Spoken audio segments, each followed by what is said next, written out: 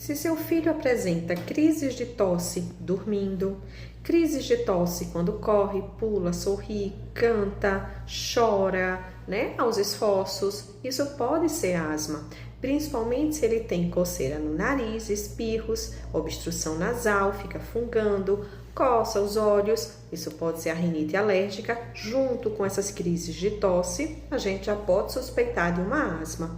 Não necessariamente a asma precisa chiar o peito, ficar cansado, respirando rápido ou com dificuldade.